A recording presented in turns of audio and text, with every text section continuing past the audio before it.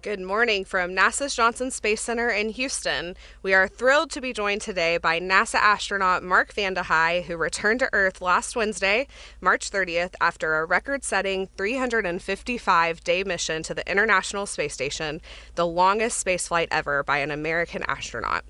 Mark, congratulations on a successful mission, and thank you for joining us today. It has been wonderful to watch you performing important science on board the station for the past year, but it's also great to have you home. Now I'll hand it over to Mark for remarks, and then we'll take questions. Media on the phone, please press *1 to ask a question and *2 to withdraw a question if it's already been asked. You can also ask questions on social media using the hashtag #AskNASA. Mark? Thanks, Megan, and thanks to everybody for joining us here today. As Megan mentioned, it was a 355-day mission. I keep hearing about this being a record-setting mission, but I really want to deflect that as a record, not my own personal record so much as a record for the whole team, because this type of long-duration flight is something we need to do to help further our ability to explore further and further away from our home planet Earth. We had 60 to 100 experiments going on at any given moment on the space station. Some of those we didn't have to interact with other than making sure the facility was working properly. Other ones we got to interact with directly.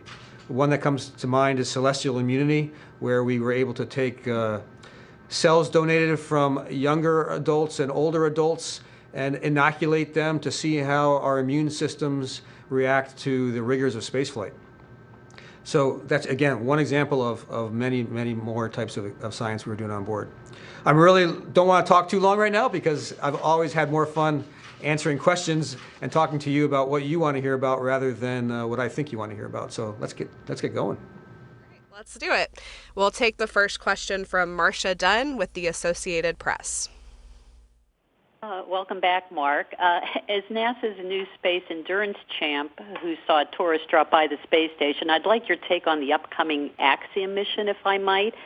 My understanding is the Axiom crew is going to have pretty much free reign on the U.S. side of the station. And what are your thoughts about that? Could that be intrusive, even dangerous, or maybe it's nice to have non-traditional visitors to break up the monotony, and maybe also a quick rundown on how you're feeling?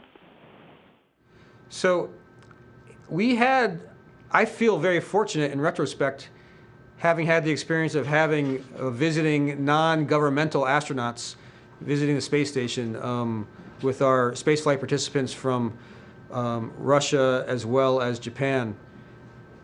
We anticipated that might be challenging, but in every case we were pleasantly surprised, and it was a joy to see people come on board and be thrilled about being up there with us. It quite honestly felt reinvigorating. It didn't feel challenging. Axiom will be a little different, not in being less enthusiastic, but I think they will be there living on the U.S. segment, and we haven't had that before. But we have had that many people working on the space station before for similar periods of time. So I think it's something that will work smoothly, and I expect it to work out to be just fine. And as far as how I'm feeling, it's wonderful to be back. There are some aches and pains that I did not have before that I'm getting lots of help in resolving. So I look forward to those getting resolved, but we're making steady progress in that direction. All right, great. We'll take the next question from Lauren Grush with The Verge. Hi, Mark. So good to have you back here on Earth with us. I'm sure a lot of us are curious what it was like as you all received the news of the invasion while on board the space station. Was it a topic of discussion among you and the crew and the other cosmonauts? And if so, how did you address what was happening on the ground? Thanks. Well, I think like all of us watching that news, it's heartbreaking, very sad. There's a sense of powerlessness that goes along with it when you see people that are in need of help and you don't feel like there's anything you can do. It was, for me personally, it was not a topic I shied away from with my crewmates. They weren't very long discussions, but I did ask them how they were feeling and sometimes ask pointed questions. But our focus really was on our mission together. And speaking specifically about my relationship with my Russian crewmates, they were, are, and will continue to be very dear friends of mine. We supported each other throughout everything, and I never had any concerns about my ability to continue working with them. Very good professionals, technically competent, and wonderful human beings. So I will always be happy that I was able to be on the space station with them. All right, next question comes from Robert Perlman with Collect Space. Hi. You mentioned some new aches and pains, but can you compare your Soyuz landings? How different was it coming back to Earth after 168 days versus 355 days? And how much more difficult of an experience do you think it would be for someone to approach or surpass Valery Polyakov's record of 438 days today? Yeah, I think a lot of being able to be successful on the space station or any place remotely for that long is going to be how you deal with your own mental health. So that requires a lot of emphasis, and I felt better on this space flight, the longer one, than on the previous one, because I really did put a lot of work into kind of the conversations I would have with myself, my own internal voice. So that helped a lot. As far as the differences between the two flights, I would say, the process coming home, for example, I didn't have as many responsibilities in the Russian spacecraft this time. Last time I was a co-pilot. This time I was in the same seat that might have been a tourist seat. So I had very little to do, which gave me a lot of time to look out the window and observe. And that was really a pleasant experience for me, getting to notice things that I hadn't noticed before. But also sometimes, having had the experience of landing in that Russian spacecraft, you hit very hard when you hit the ground. This time, I think it was harder anticipating the impact than it was actually experiencing it. So and also we had, for some reason I don't understand yet, we did experience a higher G load as we were going through the atmosphere, getting slowed down by the atmosphere. So I certainly felt that as well, but it was all good. All right, next question comes from David Curley with Discovery Channel. Welcome home. I want to go back to your crewmates and the discussion of the invasion. Not so much them, but I know you get news reports, and boy, we were all talking about it down here with what was going on between Scott Kelly and the man who runs Roscosmos. Did any of that filter up to you? And can you tell us what you saw outside looking down on the reentry that was interesting on the second reentry? Thanks. Sure. Yeah, certainly I heard about that that Twitter back and forth between Scott Kelly and Rogozin. I never took any of, I just didn't spend a lot of emotional energy paying attention to it. I heard about it, I kind of laughed it off and moved on.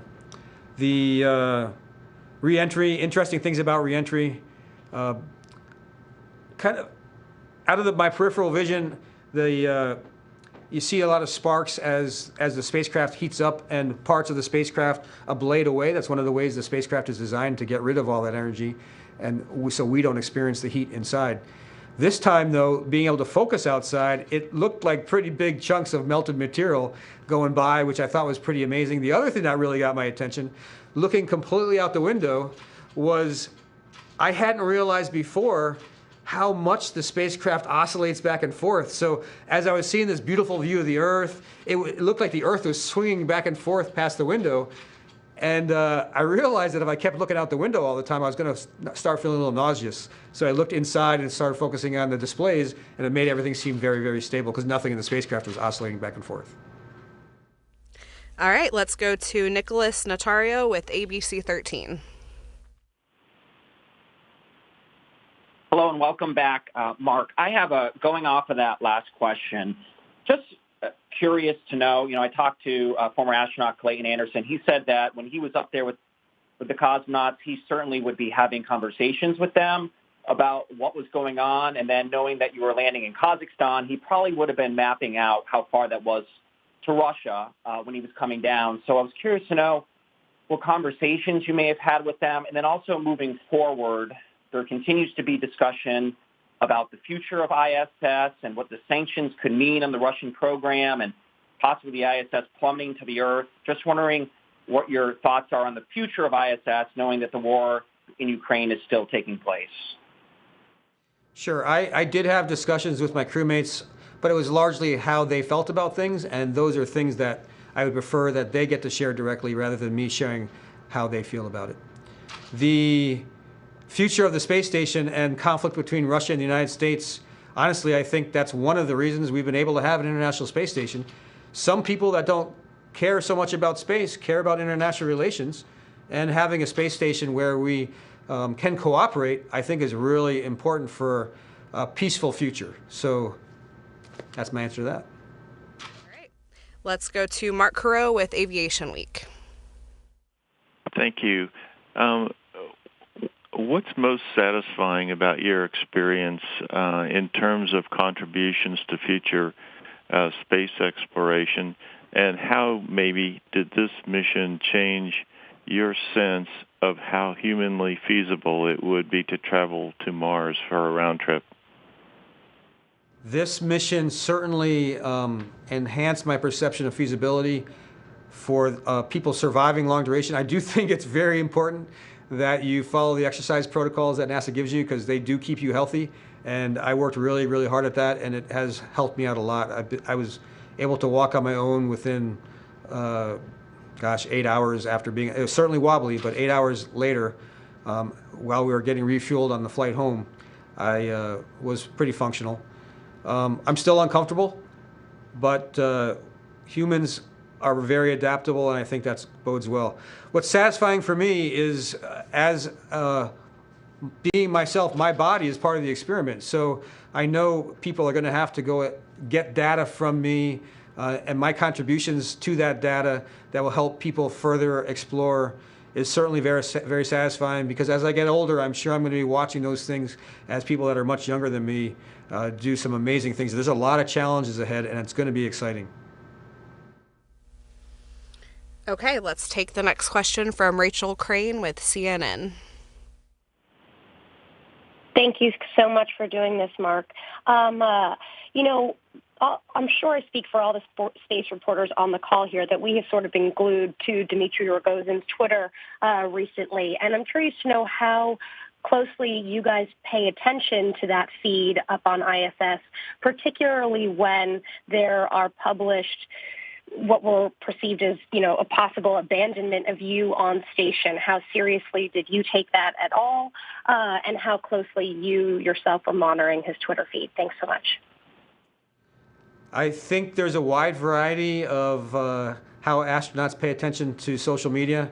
I never directly looked at social media. I did listen to a lot of podcasts about things. And quite honestly, I heard about the tweets from my wife. I never perceived those tweets as anything to take seriously. As far as I just had too much confidence in our cooperation to date to take those tweets as anything but something that was meant for a different audience than myself. Okay, let's go to Chris Davenport with the Washington Post. Oh, thanks, Mark. I'm just curious, are you involved in any kind of long-term experiments going forward to test your body and the effects of the long-term space flights on you? And also just curious about your thoughts when the Russian crew came up in the yellow and blue suits. There's a lot of talk about that down here. I'm just curious if that's something you guys talked about up there. Thanks. Okay, so the first question was about, can you repeat the first question again? Yeah, just if you're involved in any experiments long term to study the effects of your mission on your body. So all of the U.S. astronauts that go to space are a small group of people, and there's data gathered from astronauts throughout their entire lives. I'm sure because my experience is a little bit different, there might be some different uses for that. But I fully expect for the rest of my life to be getting checked out, and that information hopefully will be useful. As far as the yellow flight suits, I think the folks that wore them had no idea that people would perceive that as having anything to do with Ukraine, because they chose those because all three of them happened to be associated with the same university, and those are the school colors for that. I think they were kind of blindsided by it. Let's take a question from Andrea Leinfelder with the Houston Chronicle. Hi, welcome home. One of the experiments you're participating in was eating repetitive meals to see if spaceflight changed the appeal of certain foods over time. And I'm curious, how long did you participate in the study? What did you eat? And how does it affect you mentally? How does it affect your mood? Thanks. Great questions. Food certainly affects people's moods a lot. It's interesting. I never perceived it as a repetitive study. I actually felt like I had a tremendous variety of food. There were some requirements for me to eat a minimum amount of fish. I like fish, so they actually had to tell me to eat less fish. I had a minimum requirement for fruits and vegetables as well, and lycopene-rich foods. But all those foods are types of foods that I enjoy, so it didn't seem restrictive at all. Okay, we have a couple of questions coming in from social media. On Twitter, one person's asking that space flights can have a negative effect on your eyesight. Have you noticed any differences with that? It's a great timing for that question. I just got my eye exam yesterday. I'm happy to report that there's no change in my prescription.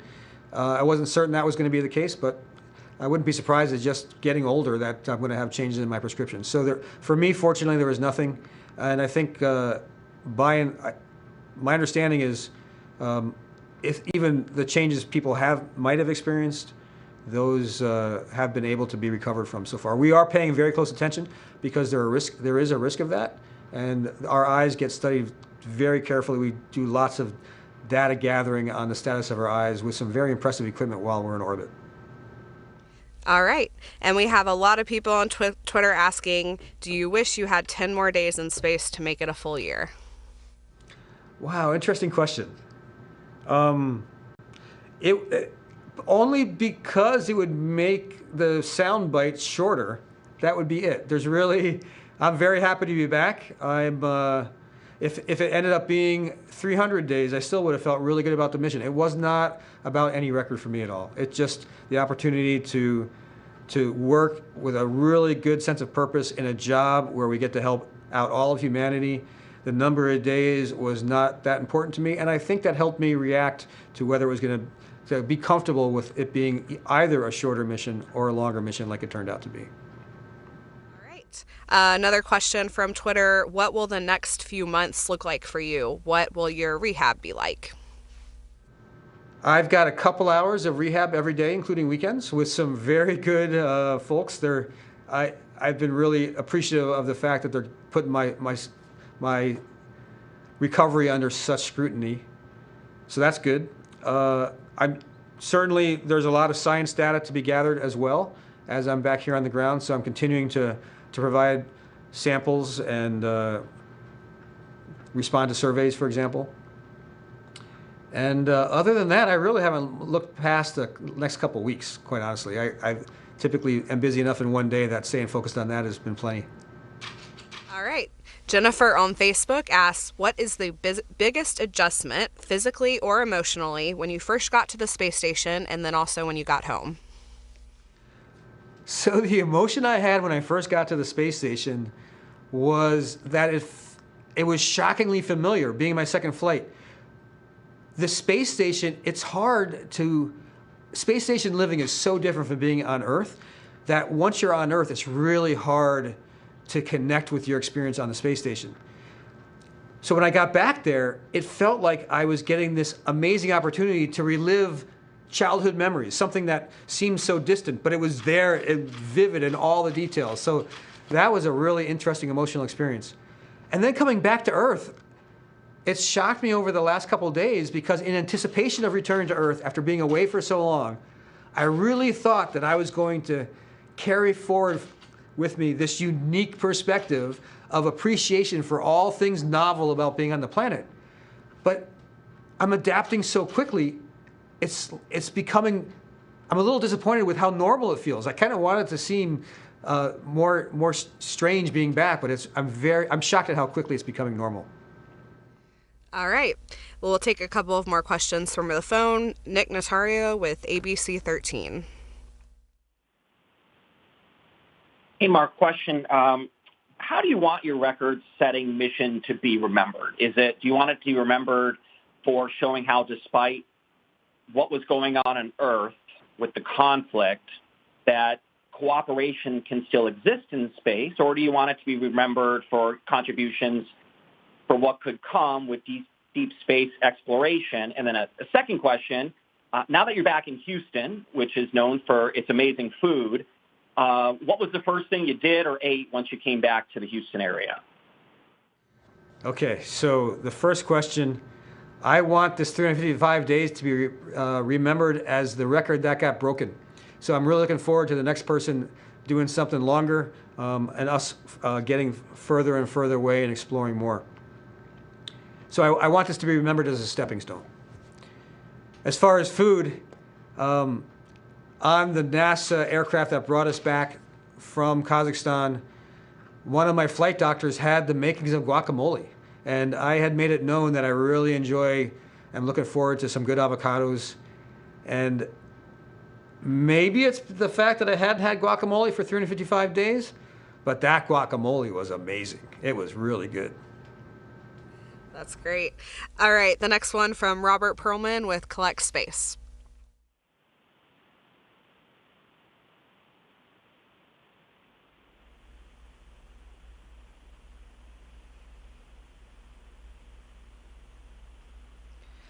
Robert, we can't hear you if you're asking your question.